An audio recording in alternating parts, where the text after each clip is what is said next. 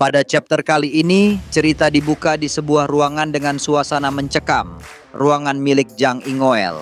Dengan sorot mata yang tajam dan penuh tekanan, Jang Ingoel memberikan perintah tegas kepada bawahannya untuk membawa Charyon ke hadapannya. Tak peduli harus menggunakan cara paksa. Mendengar perintah itu, pria di hadapannya tampak terkejut. Ia pun bertanya dengan heran, "Tuan muda, maksudmu kita harus menculik putri kedua dari keluarga Righteous Sword?" Pria itu bernama Chungso, seorang penjaga setia yang paling dipercaya oleh Jang Ingoel. Ia melanjutkan dengan nada khawatir, "Apakah kau berniat membunuhnya?" Namun Jang Ingoel menjawab dengan dingin dan menakutkan, "Tidak cukup hanya membunuh. Aku ingin dia merasakan rasa sakit yang jauh lebih buruk dari kematian." Namun sebelum mereka melanjutkan percakapan, tiba-tiba saja pintu ruangan terbuka keras. Daesan, ayah Jang Ingoel, masuk dengan tergesa-gesa. Jang Ingoel pun bertanya, "Ayah, kenapa kau datang secepat ini?" Tanpa basa-basi, Daesan langsung mengumumkan rencananya. "Malam ini, aku akan menghabisi seluruh keluarga Righteous Sword. Tak akan ada satu pun yang dibiarkan hidup." Ucapan itu membuat suasana ruangan langsung membeku. Daesan melanjutkan dengan suara berat dan penuh dendam, "Kita akan tunjukkan pada para bajingan itu apa akibatnya jika mereka berani bermain-main dengan keluarga kita." Daesan lalu memerintahkan Chungso untuk bergabung dalam pasukannya. Ia butuh seorang pendekar kuat untuk memimpin pembantaian. Kemudian ia menatap anaknya Jang Ingoel dengan tatapan penuh makna. Ini adalah momen sempurna untuk menjalankan misi pribadi yang telah ia rencanakan sejak lama. Chungso pun mengangguk. Ia memberikan isyarat bahwa setelah pembantaian selesai, ia sendiri yang akan membawa Charyon kepada Jang Ingoel. Waktu berlalu, malam pun semakin larut. Kediaman keluarga Righteous Sword terlihat tenang. Semua penghuninya tertidur lelap, seolah tak menyadari bahaya yang mengintai. Namun di salah satu ruangan, Charyon tiba-tiba tersentak bangun. Ia merasakan sesuatu yang aneh terbawa oleh hembusan angin malam. Seketika itu juga, ia bangkit dari tempat tidurnya. Matanya menyipit dan ia bergumam, "Ini hawa membunuh, kuat sekali." Ia memeriksa sekeliling ruangan dengan siaga, lalu dengan cepat meraih pedang yang berada di samping ranjangnya. Ia keluar dari kamar dengan langkah tergesa, berusaha memastikan bahwa ancaman itu belum berada di dekatnya. Sambil berlari, Charyon berkata lirih, "Entah kenapa, rasanya seperti puluhan orang telah mengepung kediaman keluarga kami." Dan benar saja, di luar, puluhan sosok berjubah gelap menyelinap di setiap sisi rumah. Mereka berada di gerbang utama, di atap bangunan, dan bahkan di setiap jalan keluar yang mungkin digunakan untuk melarikan diri. Charyon berniat membangunkan seluruh keluarganya. Tapi sebelum sempat melangkah lebih jauh, seseorang tiba-tiba melompat dari bayangan dan menusukkan pedang ke arahnya. Dengan refleks luar biasa, Charyon memiringkan kepalanya dan menghindari tusukan itu. Ia segera membalas dan dalam satu gerakan cepat, pedangnya menebas leher si penyerang. Tubuh pria itu terhuyung, tak percaya akan kematiannya yang begitu cepat dan memalukan. Darah mengucur dari lehernya sebelum akhirnya ia roboh tak bernyawa. Tangan Charyon bergetar. Ini adalah pertama kalinya ia membunuh seseorang secara langsung. Tapi ia memejamkan mata, mencoba menenangkan diri. "Aku tak punya pilihan, ini demi keluarga." Ia pun segera berlari menuju kamar utama tempat orang tuanya beristirahat. Sementara itu di tempat lain, Jeok masih bersantai di bawah langit malam menikmati cahaya bintang. Tapi suasana tenang itu buyar ketika Muyong datang berlari tergesa. Dengan napas memburu, Muyong menyampaikan berita buruk. "Tuan muda, pengawas yang kita sewa baru saja melaporkan kalau kediaman keluarga Righteous Sword telah dikepung oleh puluhan orang mencurigakan." Mata Jeok membelalak. Ia berdiri dengan cepat, firasat buruknya ternyata benar. Kembali ke kediaman Righteous Sword, kini tempat itu telah berubah menjadi lautan api. Kobaran api membakar setiap sisi rumah dan suara pertempuran menggema di mana-mana. Namun di tengah kekacauan itu, Charyon berdiri gagah. Tubuhnya berlumuran darah, tapi bukan darahnya sendiri. Ia telah berhasil mengalahkan banyak musuh, bahkan membunuh 2 orang sekaligus hanya dengan satu ayunan pedangnya. Mereka tewas seketika, leher mereka terkoyak dalam serangan yang presisi. Tatapan mata Charyon tidak menunjukkan rasa takut sedikit pun. Meski dikepung oleh para pendekar kelas atas, ia tetap berdiri tegak, mempertahankan rumah dan keluarganya. Chungso berkata, Aku tidak menduga kalau kau memiliki kemampuan seni berpedang yang cukup hebat. Meskipun usiamu sangatlah muda, kau bahkan telah berhasil membunuh sebagian besar pasukan elit kami yang berpengalaman di medan perang. Ia sempat memandangi Carrion sejenak. Dalam hati ia bergumam, pantas saja tuan muda begitu terobsesi padanya. Wajahnya memesona dan keanggunannya sulit untuk diabaikan. Bahkan aku pun sulit memalingkan pandanganku darinya. Kemudian ia kembali melanjutkan, namun meskipun kemampuanmu sangatlah hebat, aku yakin kau kini sudah sangat kelelahan. Lihatlah sekitarmu, mereka semua terluka cukup parah setelah bertarung melawan kami. Jadi, apakah kau benar-benar yakin bisa bertahan sendirian untuk menyelamatkan semuanya? Carrion bergumam lirih, ayahku sudah terluka parah, sekarang hanya aku yang tersisa untuk bertarung. Apapun yang terjadi, aku harus bertahan. Chungso menegaskan kembali, dengarkan aku baik-baik. Jika kau menyerah, aku akan mengampuni kalian semua. Keluargamu akan tetap hidup lebih lama. Namun saat itu pula, suara Jeok menggema di dalam kepala Carrion. Apa kau sebodoh itu sampai percaya dengan kata-kata bajingan itu? Carrion menutup matanya sejenak lalu bergumam, aku lelah, tubuhku nyaris tak bisa berdiri.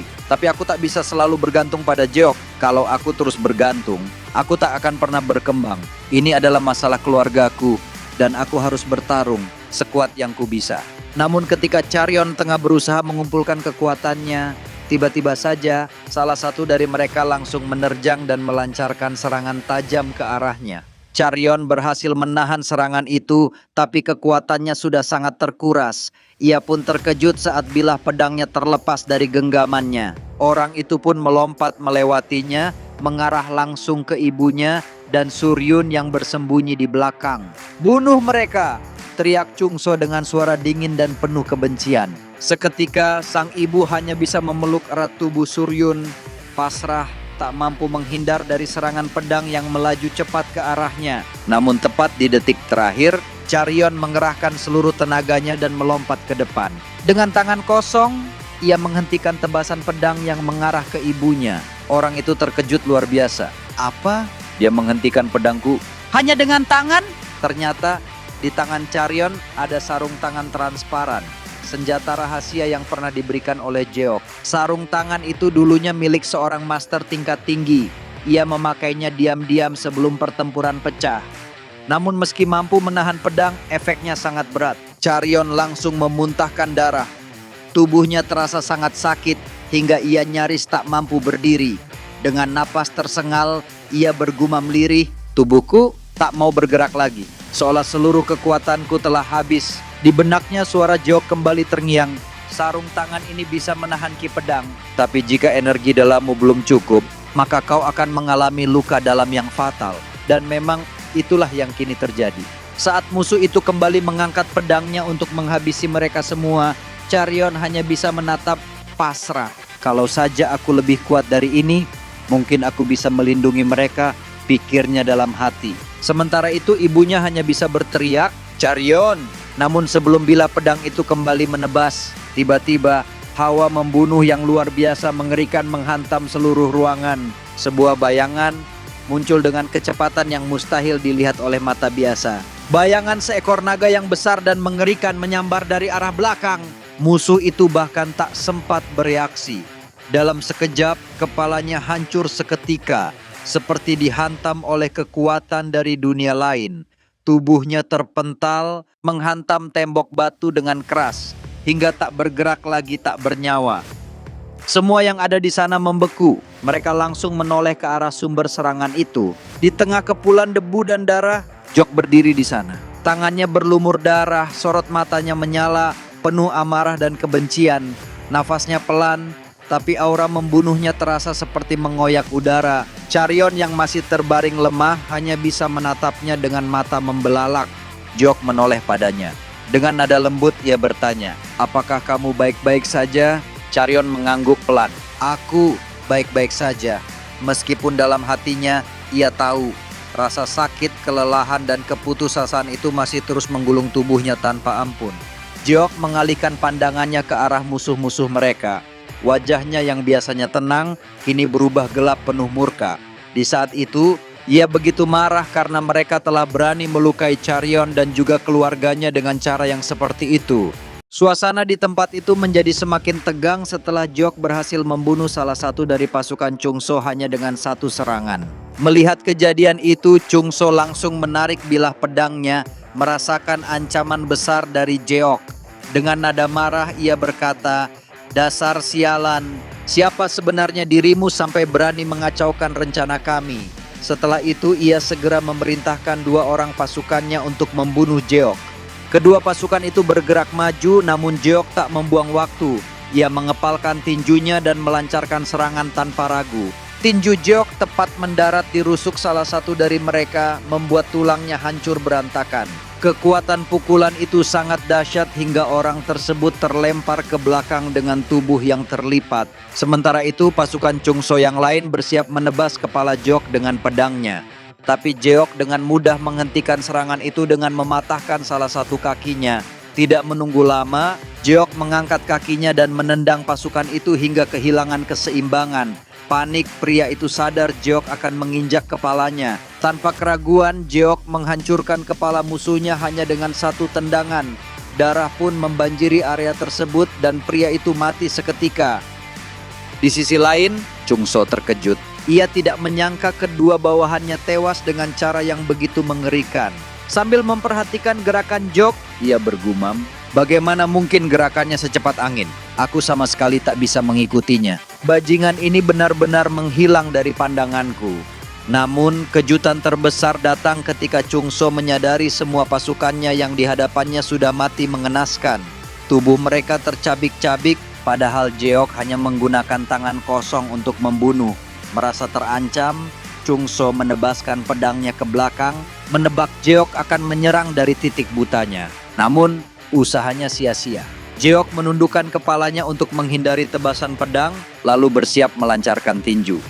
Benar saja, Chungso terpental ke belakang setelah tinju Jeok menghantam wajahnya dengan keras. Pukulan itu membuatnya memuntahkan banyak darah. Di saat itu Chungso merasakan kepalanya seolah akan pecah jika ia tidak segera memperkuat pertahanannya. Jeok langsung meraih bilah pedang yang terlepas dari genggaman Chungso dan melayang di udara. Tanpa ragu, ia menusukkan bilah pedang itu tepat di samping leher Chungso. Tatapan Jeok penuh ketajaman saat suaranya terdengar dingin. "Katakan padaku, apakah kalian adalah orang-orang yang dikirim oleh Jang Ingoel?" Chungso terengah-engah, nafasnya berat. Kata sang pemimpin keluarga Zhangxi, "Kami dikirim untuk membunuh semua orang yang ada di sekte ini. Namun aku berniat menyisakan wanita itu hidup," jawabnya dengan suara yang mulai goyah. Jeok hanya menarik napas panjang, menyadari betapa keterlaluan apa yang telah mereka rencanakan dan lakukan. Dengan sorot mata yang membara, Jeok bertanya lagi, "Kenapa kau menyisakan nyawa Charyon? Apa alasannya?" Chungso, yang tubuhnya mulai melemah, dengan berat hati mengungkapkan, "Jang Ingoel memberi perintah khusus untuk membawa wanita itu hidup-hidup." Ketegangan semakin pekat saat Jeok melangkah mendekat, membuat Chungso tampak semakin gelisah. Jeok menuntut, "Di mana Jang Ingoel bersembunyi?" Chungso berteriak putus asa, "Tuan muda menungguku di sisi selatan hutan ini. Dia berencana memberikan pelajaran kepada wanita itu. Aku mohon ampun, aku sudah mengatakannya semua padamu." Wajah Chungso berubah pucat saat Jeok menyentuh gagang pedang yang kini menempel di samping lehernya. Dengan suara penuh peringatan, Jeok berkata, "Jangan pernah memaksa orang lain melakukan sesuatu yang bahkan kau sendiri tak berani lakukan." Tanpa jeda, Jeok menekan bilah pedang ke leher Chungso dan seketika memotongnya. Tubuh Chungso jatuh tak bernyawa, amarah Jeok membara di wajahnya. Mereka begitu berani mengacaukan kediaman keluarga Raichu Sword, bahkan berencana menculik Charyon. Pada sisi yang lain, Charyon bersama keluarganya hanya bisa terdiam. Mereka tak menyangka kekacauan yang hampir menghancurkan kediaman mereka ternyata berakhir di tangan Jeok. Charyon bergumam pelan, "Untuk kesekian kalinya, Jeok telah membunuh banyak orang. Ia rela bermandikan darah demi melindungi dan menyelamatkanku." Dengan langkah pasti, ia melewati genangan darah menuju Jeok. Sesampainya di hadapan Jeok, ia bertanya lembut, "Apakah kau baik-baik saja setelah bertarung melawan mereka?" Jeok tersenyum dan meminta maaf. "Maaf, aku terlambat menyelamatkanmu." Charyon tersenyum membalas, Untuk apa kau minta maaf? Kau yang menyelamatkanku. Seharusnya aku yang berterima kasih karena kau berjuang keras demi kami. Jeok hanya mengangguk dan tersenyum lega. Ia merasa tenang melihat Charyon dan keluarganya dalam keadaan selamat. Tiba-tiba Muyong berlari menghampiri Jeok dengan wajah cemas namun lega. Wahai tuan muda, kau tiba-tiba menghilang setelah mendengar kabar itu. Namun aku bersyukur kau datang tepat waktu, ujarnya sambil memberi hormat kepada Charyon dan mengucapkan syukur atas keselamatannya. Jeok segera memberi perintah bawa Charyon dan keluarganya ke Manor New Wind. Obati semua luka yang mereka derita. Tatapan Jeok berubah tajam dan penuh tekad. Setelah kau mengurus mereka, bersiaplah. Malam ini kita akan menghancurkan keluarga Zhangxi. Di tempat yang berbeda, jauh dari keramaian dan bayang-bayang kekacauan, Zhang Yinghuel tengah berdiri gelisah di antara pepohonan lebat. Ia menunggu kedatangan Chungso yang telah ia perintahkan untuk membawa Charyon ke tempat ini. Wajahnya tampak kesal. Matanya menatap tajam ke arah jalan setapak yang sunyi. Dengan suara rendah namun penuh amarah, ia bergumam, "Dasar sialan, kenapa mereka begitu lama hanya untuk menghabisi orang-orang lemah seperti itu?" Namun sebelum pikirannya sempat melayang lebih jauh, suara langkah pelan dari dalam kegelapan hutan membuatnya siaga. Ia terkejut, bukan Chungso yang muncul dari balik bayang, melainkan Jeok yang melangkah perlahan keluar dari gelapnya hutan malam. "Apa yang kau lakukan di sini, Jeok?" tanya Zhang Yinghuel curiga, suaranya tajam. Jeok hanya tersenyum tipis. Dengan nada tegas, ia berteriak, "Kau sebaiknya segera pergi dari tempat ini. Saat aku berada di kediaman keluarga Righteous Sword, aku melihat pasukan elit dari keluarga agung Northern Heaven sedang menuju ke arah sini." Zhang Yinghuel terdiam. Jeok melanjutkan, "Banyak asasin tiba-tiba menerobos masuk ke tempat itu. Aku berhasil bersembunyi dan menyelamatkan diriku. Tapi tak lama kemudian, datang para pendekar hebat. Mereka membantai para asasin dan membawa seluruh anggota keluarga Righteous Sword pergi bersama mereka." Ia menatap Zhang Yinghuel tajam sebelum menambahkan, "Dari percakapan yang kudengar, mereka berasal dari keluarga agung Northern Heaven." Kabar itu membuat Zhang Yinghuel terhenyak. Matanya membelalak, wajahnya pucat. Ia bergumam, nyaris tak percaya, Bagaimana mereka bisa tahu tentang penyerangan ini? Apakah mungkin mereka benar-benar membuang kami dan memilih berpihak pada keluarga Righteous Sword hanya karena jalan itu yang menjadi penentu utama dalam turnamen Dragon and Phoenix? Suara Jeok kembali memecah kesunyian. Salah satu asasin sempat mengakui sebelum mati, mereka dikirim langsung oleh keluarga Zhangxi. Ia juga mengatakan kalau kau bersembunyi di dalam hutan ini. Karena itulah, pasukan elit keluarga agung kini bergerak menuju tempat ini. Jeok mendekat, lalu berkata pelan namun tegas, "Dengarkan aku baik-baik. Pergilah sekarang juga dan beritahu ayahmu tentang apa yang sedang terjadi. Mereka kemungkinan besar akan menyerbu tempat persembunyian kalian." Namun Zhang Yinghuel belum sepenuhnya percaya. Ia menyipitkan mata curiga. "Kenapa kau memberitahuku semua ini? Apa motifmu?" Dengan santainya, Jeok menjawab, "Motif? Kau seharusnya tahu, setiap informasi berharga tak pernah datang gratis. Dan aku cukup yakin keluarga kalian sangat kaya raya." Ia tersenyum sinis. "Anggap saja ini sebagai jasa informasi. Bayarlah 1000 yang. Harga murah untuk menyelamatkan nyawa kalian dari pembantaian." Wajah Zhang Yinghuel memerah karena marah, merasa dirinya dipermainkan. Namun di balik emosinya, ia sadar informasi ini terlalu penting untuk diabaikan. Situasi benar-benar tak terkendali. Tanpa membuang waktu, ia akhirnya berbalik dan mulai melangkah pergi. "Kalau kau berbohong, Jeok, maka kau akan membayarnya dengan batang lehermu," ucapnya tajam sebelum lenyap di balik semak-semak hutan malam. Beberapa saat kemudian, Zhang Yinghuel akhirnya tiba di sebuah tempat tersembunyi, markas rahasia milik keluarga Zhangxi. Nafasnya masih tersengal karena perjalanan tergesa, namun tanpa membuang waktu, ia segera menyampaikan kabar penting kepada ayahnya, Daesan. "Keluarga agung Northern Heaven," kata Zhang Yinghuel serius, "telah ikut campur dalam penyerangan terhadap keluarga Righteous Sword." Kata-kata itu membuat wajah Daesan berubah drastis. Sorot matanya menunjukkan keterkejutan yang mendalam. Ia sama sekali tidak menyangka bahwa keluarga yang selama ini dianggap sebagai sekutu justru bertindak sejauh itu. "Aku sudah mengirim orang untuk menyelidiki," ujar Daesan pelan, suaranya berat. "Sampai sekarang mereka tidak memberi kabar." Tapi laporan terakhir mengatakan mereka hanya menemukan mayat-mayat para asasin kita bergelimpangan di tanah. Awalnya aku tak percaya, tapi jika ini benar, berarti keluarga agung benar-benar membuang kita. Jang Ingoel mengangguk, wajahnya serius. Keluarga Righteous Sword tidak punya cukup kekuatan untuk mengalahkan asasin kita. Jadi, kalau mereka berhasil bertahan, maka informasi yang diberikan Jok memang benar adanya. Di sisi lain, Inhua, saudari mereka, menimpali. Awalnya kita kira keluarga agung masih mempertimbangkan siapa yang akan mereka dukung. Kukira dengan menyingkirkan Righteous Sword, kita bisa menyingkirkan satu masalah. Tapi siapa sangka hubungan mereka ternyata sudah sedekat ini. Desan terdiam sejenak merenung dalam. Kalau itu benar, maka kita sudah kalah dari dalam.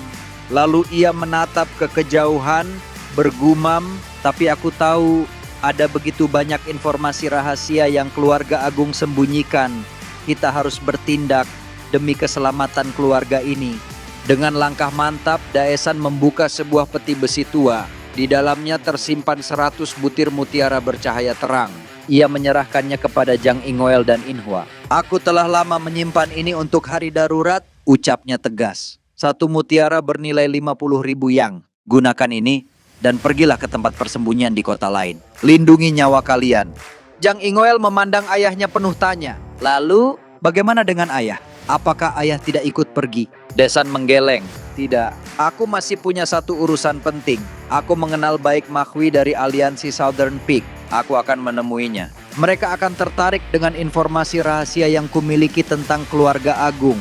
Ia mengepalkan tangan. Jika situasinya sudah seperti ini, maka kita akan berpihak kepada aliansi Southern Peak untuk menghancurkan para bajingan itu. Namun tanpa mereka sadari, dari atas atap markas itu, sepasang mata tajam tengah mengawasi mereka dalam diam. Jok, sang dalang dari balik bayang, berdiri santai mengamati segala yang terjadi. Tak lama, Muyong muncul di sampingnya. Tuan muda, katanya, aku sudah berhasil memindahkan keluarga Righteous Sword ke Manor New Wind dengan selamat. Jok mengangguk ringan. Seperti yang kita duga, mereka tak punya pilihan selain menjilat ke aliansi Southern Peak untuk bertahan hidup.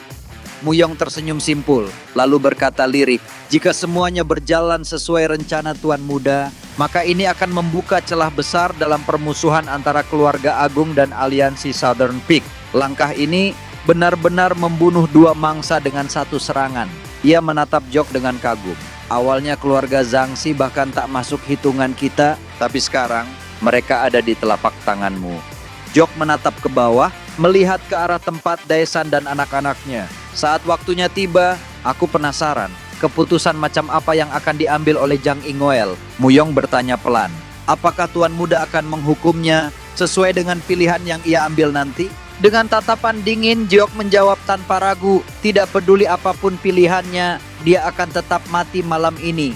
Beberapa saat kemudian, tampak sebuah gubuk tua tersembunyi di tengah lebatnya hutan. Tempat itu ternyata merupakan lokasi rahasia milik keluarga Zhangxi.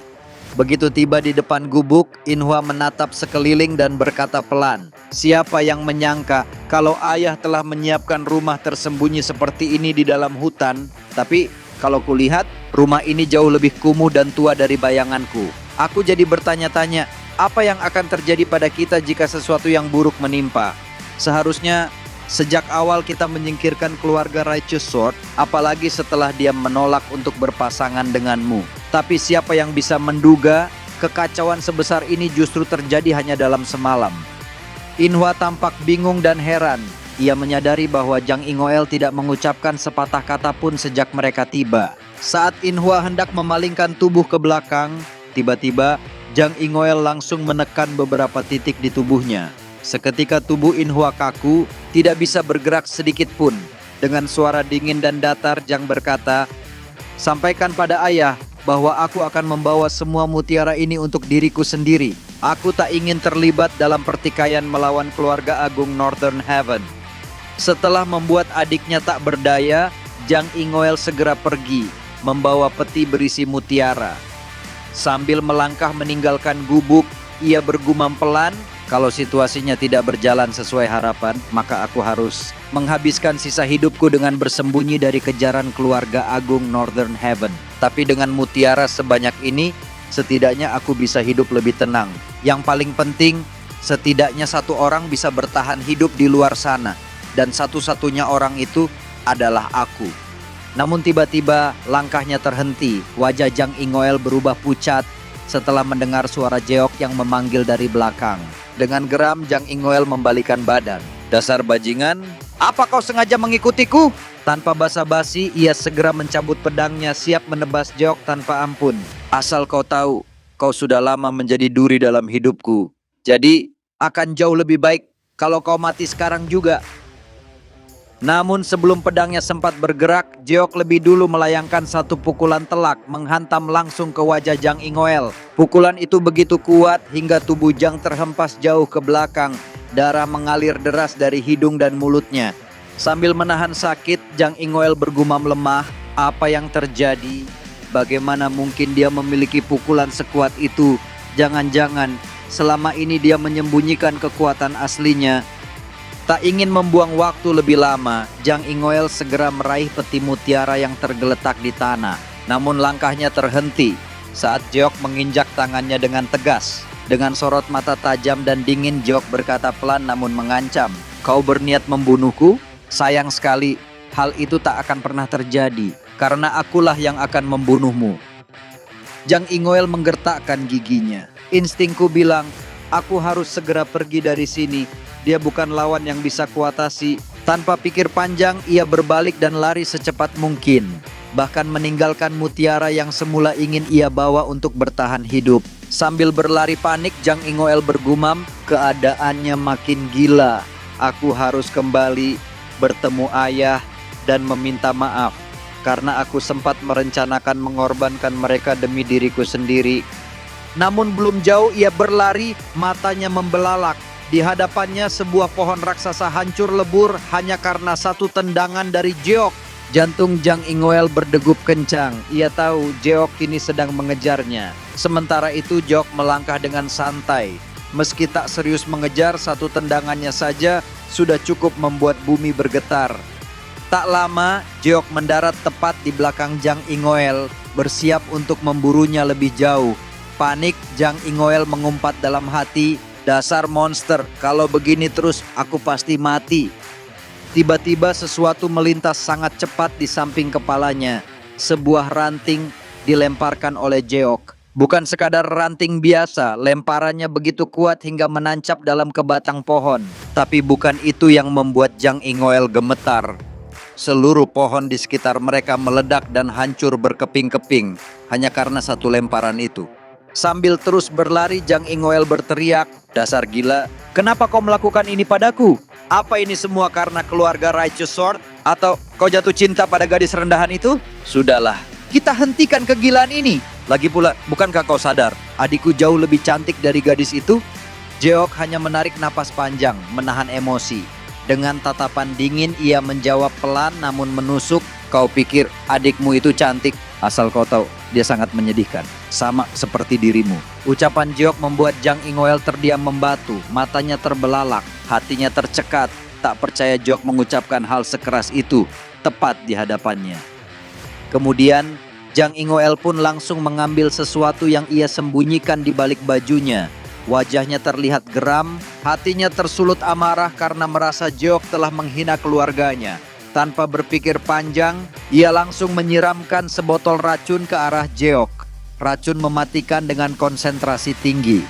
Dengan nada mengejek, Ingoel bergumam, ini adalah racun yang sangat kuat. Bahkan satu tetesnya saja bisa melelehkan daging dengan cepat. Sekuat apapun kau, tetap saja kau akan mati kalau terkena ini.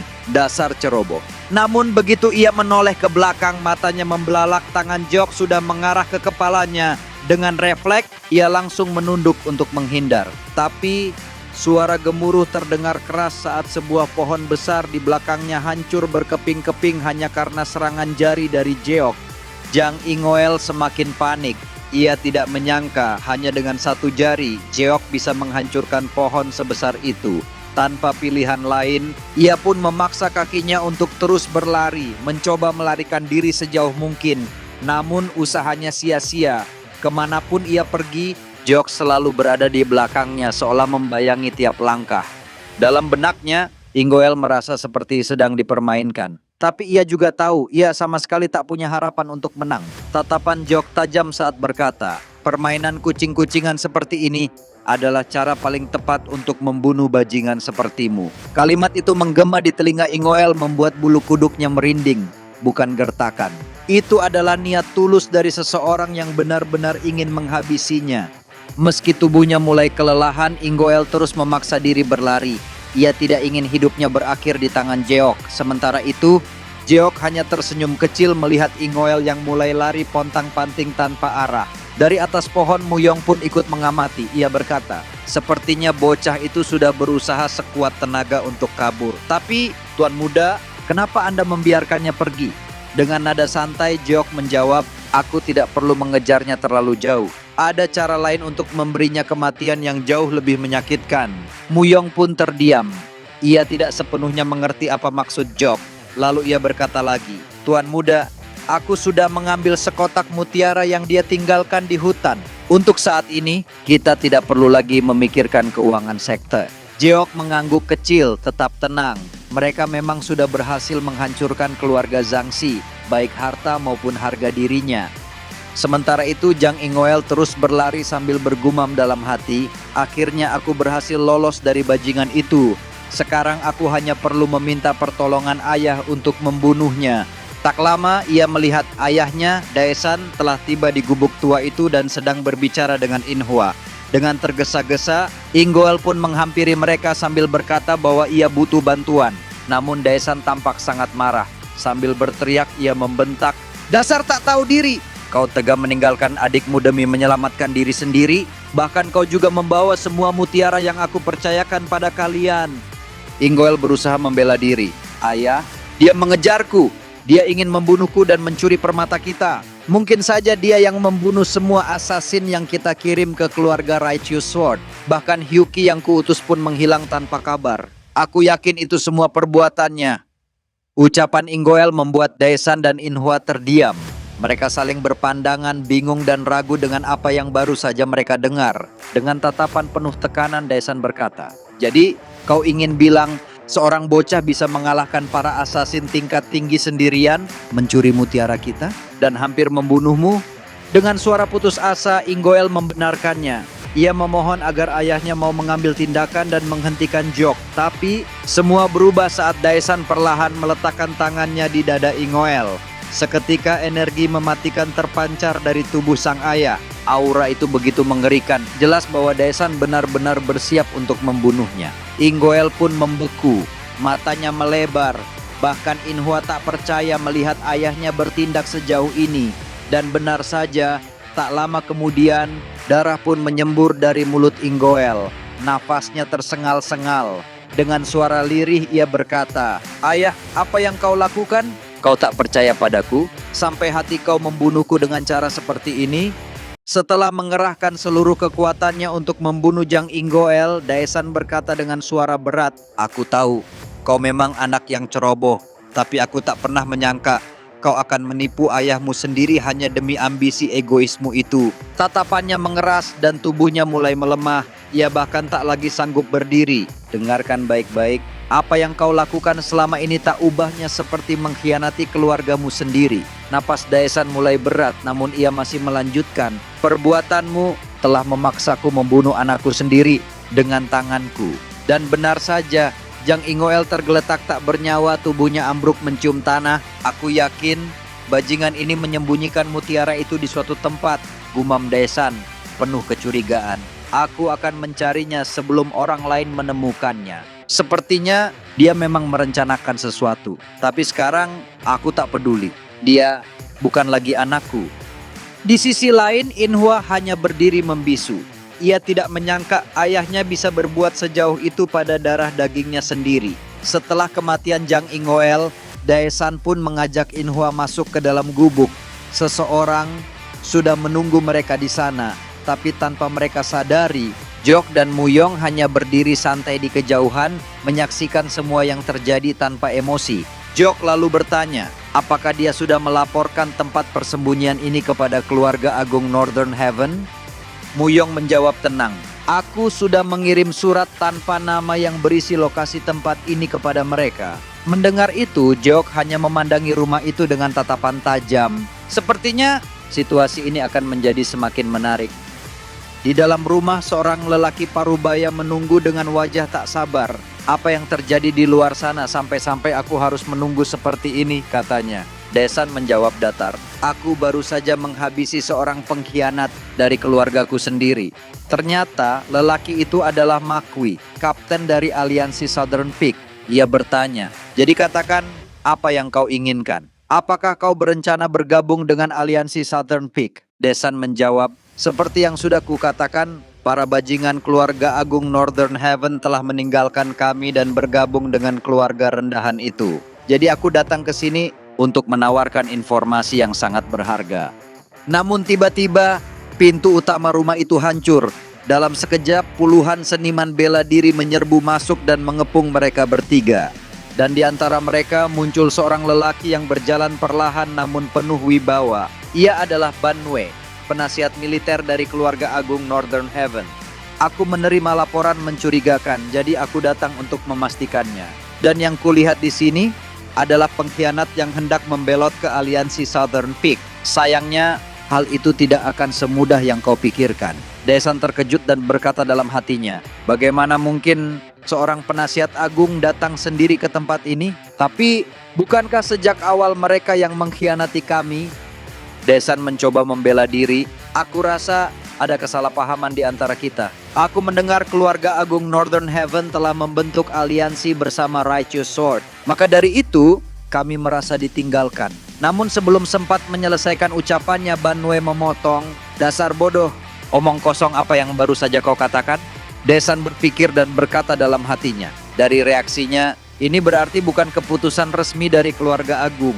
Apakah semua ini ulah dari seseorang yang disebut oleh Ingoel? Seketika itu juga matanya melebar, ia menyadari sesuatu. Jang Ingoel sempat mengatakan, ada orang lain yang menghabisi para asasin kami dan menghilangkan Kuan Hyuki.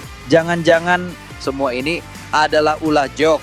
Namun sebelum ia bisa bertindak lebih jauh, sebuah pedang tiba-tiba menembus lehernya dari belakang. Makwi dan Inhua terkejut bukan main. Tanpa ampun, bila pedang itu ditekan lebih dalam hingga ke pangkalnya, darah mengucur deras. Desan berusaha menoleh ke belakang mencoba mengenali siapa penyerangnya, namun sia-sia. Dalam sekejap kepalanya dipenggal, darah menyembur ke segala arah. Dengan napas terakhirnya Desan bergumam, siapa sebenarnya bajingan ini? Apakah keluarga agung punya seseorang sekuat itu? Dan ia pun tumbang tanpa nyawa. Makwi membeku. Banwe berjalan ke arahnya dan berkata tegas, Ketua Harimau Putih dari aliansi Southern Peak, dengarkan baik-baik. Akan sangat berbahaya jika kau ikut campur dalam urusan ini. Anggap ini sebagai peringatan.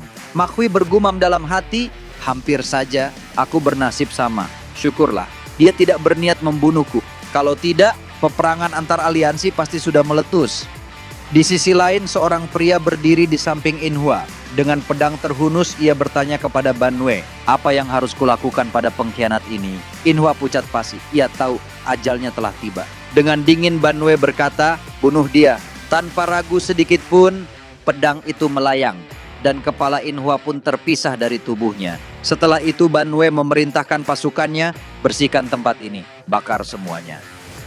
Sementara itu dari kejauhan Muyong dan Jok menyaksikan api mulai melahap rumah itu. Muyong berkata, Tuan muda, aku akan menyewa 50 orang terpercaya untuk menjalankan manor New Wind, agar tak ada yang mencurigai Anda. Setelah itu, aku akan mengambil alih semua bisnis dan pelanggan keluarga Zhangxi. Kita harus tetap tenang, agar tidak menarik perhatian keempat kekuatan besar Jianghu. Namun ia melihat sesuatu yang berbeda pada Jok. Apakah Anda tidak menyukai akhir seperti ini? Tanyanya pelan. Jok menjawab, aku tak merasa simpati pada mereka. Mereka pantas mendapatkannya. Muyong heran. Lalu, kenapa Anda terlihat kecewa? Jok menarik napas panjang. Awalnya, aku pikir Jianghu ini adalah dunia milik ayahku. Saat aku masih berusia 10 tahun, aku mulai menjelajah sendiri. Aku ingin tahu seperti apa dunia ini dengan mataku sendiri. Saat itu, aku tak tahu apa-apa. Aku hanya ingin terlihat hebat di depan orang tuaku. Bahkan aku tak sadar kau mengikutiku diam-diam. Muyong terdiam, dalam hatinya ia berkata, Tuan muda selalu peduli pada orang lain. Selalu bersemangat tentang hubungan antar manusia. Jok melanjutkan, saat itu aku hanya mengikuti saran ibuku. Aku ingin menunjukkan kemajuanku pada mereka. Tapi Jiang Hu yang kutemukan tak seperti cerita ayahku. Yang kudapati hanyalah dunia yang kejam. Tempat di mana hanya yang kuat dan licik yang bisa bertahan. Ia menatap kosong ke arah api yang membakar rumah itu. Aku sadar, ayahku masih terus mengejar mimpinya. Tapi aku tak ingin hanya bermimpi. Aku akan mewujudkan mimpiku sendiri. Muyong menunduk. Selama ini, Tuan Muda menyimpan luka yang dalam. Tapi kebaikannya dibalas dengan pisau. Aku hanya bisa berharap luka itu tak melukai hatinya. Lalu ia bergumam, Tuan Muda mungkin sedang berusaha membenci ayahnya. Tapi sebenarnya ia sangat menyayanginya. Bahkan saat ia mencuri dari orang kaya atau menghajar pemabuk, ia tetap mencari alasan. Mungkin itu sisa-sisa penghormatan terakhir untuk cita-cita ayahnya. Cerita pun berpindah ke kediaman Jeok. Terjadi keributan di sana. Waryon, kakak dari Charyon, datang membawa kabar mengejutkan. Pemimpin keluarga Zhangxi telah mati. Dalam semalam, keluarga itu runtuh. Lecu terkejut. Apa yang sebenarnya terjadi? Bagaimana bisa semuanya berakhir hanya dalam satu malam? Waryon menjawab, aku dengar Desan dihukum karena mengkhianati keluarga agung dan mencoba bergabung dengan aliansi Southern Peak. Lecu menggeleng tak percaya. Jok benar-benar luar biasa. Jika dia tak datang menyelamatkan kami, kami pasti sudah mati. Dan sekarang dia bahkan membangun manor semegah ini. Siapa sebenarnya Jok dan dari mana asal-usulnya? Ia pun bertanya, lalu di mana Charyon? Sang istri menjawab sambil tersenyum. Dia pergi memberikan semangat kepada Jok yang sedang mengikuti turnamen Heavenly Dragon. Turnamen Heavenly Dragon, ajang paling bergengsi di dunia bela diri. Tempat di mana para pendekar mempertaruhkan harga diri, kehormatan, bahkan nyawa mereka demi gelar tertinggi, seniman bela diri terkuat di dunia. Di arena terdengar suara Charyon berteriak lantang, "Jeoke, semangat!" Jok menoleh dan tersenyum. Ia tahu suara itu berasal dari orang yang sangat berarti baginya. Melihat senyuman Jok yang tenang, Charyon hanya bisa menghela napas panjang. Ia bergumam pelan, sepertinya dia nggak butuh dorongan semangat. Anak itu pasti bisa melewati putaran pertama dengan mudah.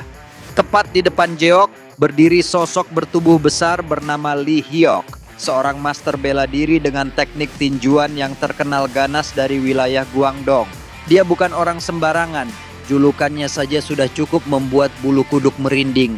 The Windfish Demon. Begitu nama lawannya diumumkan, kerumunan penonton langsung riuh. Suara bisik-bisik memenuhi seluruh arena. Semua orang tak habis pikir, bagaimana mungkin pemuda berusia 20 tahun yang bahkan baru pertama kali ikut turnamen harus berhadapan dengan monster seperti Lee Hyok. Apa dia sudah gila? Masih muda. Sayang masa depannya, baru pertama ikut langsung mau jadi cacat. Cemuhan dan rasa kasihan bercampur jadi satu. Tapi meski pandangan meremehkan datang dari segala arah, sorot mata Jeok tidak pernah menunjukkan rasa takut.